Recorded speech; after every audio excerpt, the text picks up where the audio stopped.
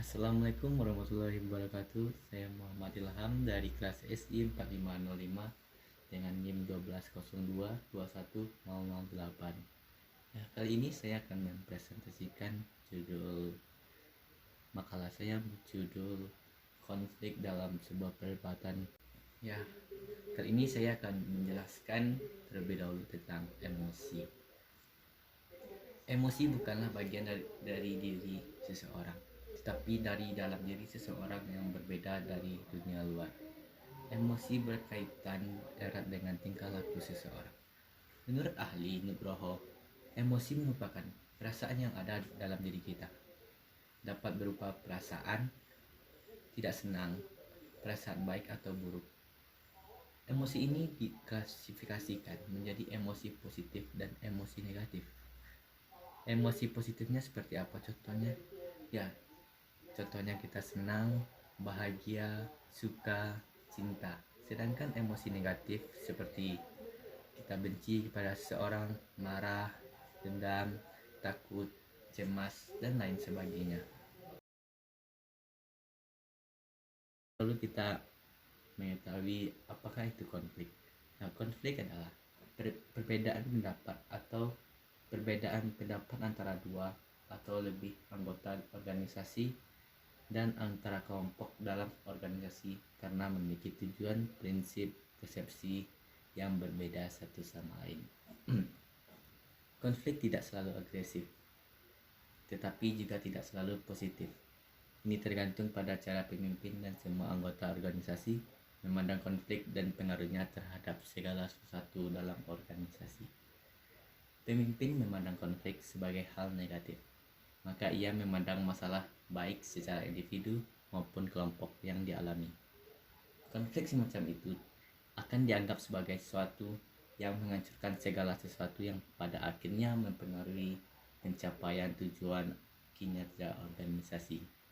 Sementara pemimpin yang menganggap konflik secara positif akan memandang masalah baik secara individu maupun kelompok sebagai sesuatu yang menghadirkan tantangan, inspirasi, minat dalam mengembangkan organisasi yang pada akhirnya memiliki efek positif pada pencapaian tujuan organisasi. Salah satu dimensi kepribadian manusia adalah dimensi emosional atau dimensi efektif. Dalam kehidupan sehari-hari, manusia selalu mempunyai problem dan berusaha untuk memecahkan problem yang dihadapinya tersebut. Terkadang dalam memecahkan masalahnya, mereka merasakan senang, kesulitan, kegirangan, marah, atau mungkin juga cemas tentang situasinya dan perannya dalam memecahkan masalah tersebut. dalam bertindak pun manusia mungkin merasakan bersemangat, enggan, malas, dan khawatir. Apapun situasinya, manusia memiliki perasaan terhadap apa yang mereka lihat, apa yang mereka dengar, dan apa yang mereka pikirkan. Karena itu, proses emosional seseorang tidak terisolasi dari fenomena, tetapi merupakan komponen pengalaman pada umumnya yang secara konstan mempengaruhi atau dipengaruhi oleh proses-proses lainnya yang berlangsung pada waktu tertentu. Konflik itu sendiri timbul dari beberapa alasan seperti ada dalam konflik kelompok atau organisasi. Konflik ini muncul ketika organisasi menuntut target produktivitas yang terlalu tinggi, sementara masing-masing anggota organisasi hanya dapat memberi hasil yang terlalu mudah.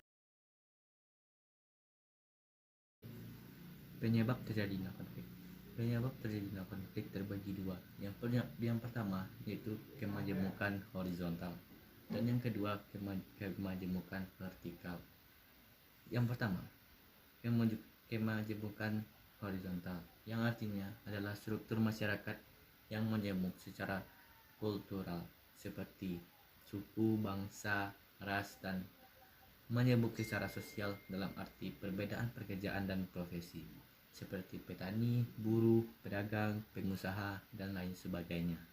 Yang kedua yaitu kemajemukan vertikal, yang artinya struktur masyarakat yang terpolarisasi berdasarkan kekayaan, pendidikan, dan contoh kasus, sumber daya manusia atau karyawan pasti memiliki kesulitan tersendiri yang dapat memberikan tekanan tertentu dalam pekerjaannya. Tekanan yang dialami karyawan dapat menyebabkan ketegangan hingga memunculkan pertikaian antar karyawan. Setiap manusia dapat mengalami ketegangan dalam hidup akibat tantangan, ancaman, kesulitan, atau ketakutan akan bahaya yang sulit dipecahkan. Jadi, sering ditemukan bahwa orang yang mengalami ketegangan akan menurun, dan jika berlarut akan mengalami stres bahkan depresi. Secara jelas, pengelolaan konflik pada perusahaan menjadi sangat penting melihat transformasi konflik dari yang berkonotasi negatif. Jika dikelola dengan benar, maka konflik tersebut akan menjadi motor penggerak bagi perusahaan maupun organisasi dalam mewujudkan organisasi yang mengalami kapabilitas tangguh dalam menyikapi dunia bisnis yang turbulensi dan penuh drama ini. Metode pelatihan pun didesain sebaik mungkin mengikuti perkembangan teknologi, komunikasi, dan informasi, agar metode pelatihan karyawan dapat menjadi linting mesin yang menghasilkan pegawai yang memiliki daya saing yang tinggi dalam menghadapi dunia yang serba tidak pasti. Salah satu karakteristik remaja adalah emosinya labil atau emosinya yang suka meluap-luap, karena sangat erat hubungannya dengan keadaan hormon. Suatu saat ia bisa sedih sekali dan di lain waktu ia bisa marah sekali. Hal ini terlihat pada remaja yang baru saja putus cinta atau remaja yang tersinggung karena misalnya depoloti. Kalau ia sedang senang-senang, maka mereka mudah lupa diri karena tidak mampu menahan emosi yang meledak itu. Emosi remaja lebih kuat dan lebih menguasai diri mereka daripada yang dipikirkan secara realitas.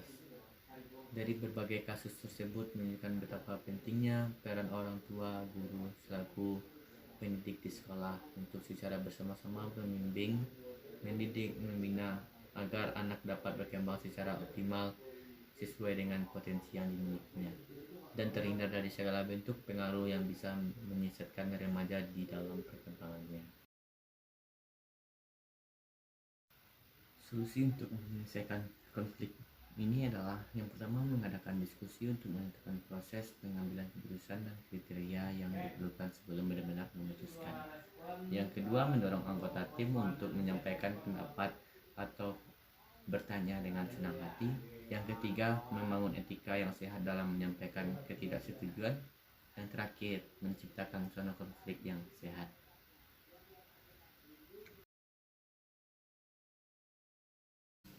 Kesimpulan dari laporan ini adalah, di masa sekarang ini keragaman terutama dari perspektif gender bukan menjadi masalah yang menimbulkan konflik lagi.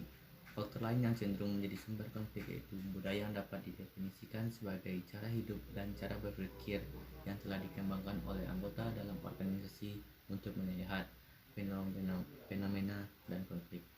Konflik dapat memunculkan permukaan menjadi beban kerja serta penyebab hal lainnya, baik secara internal maupun eksternal.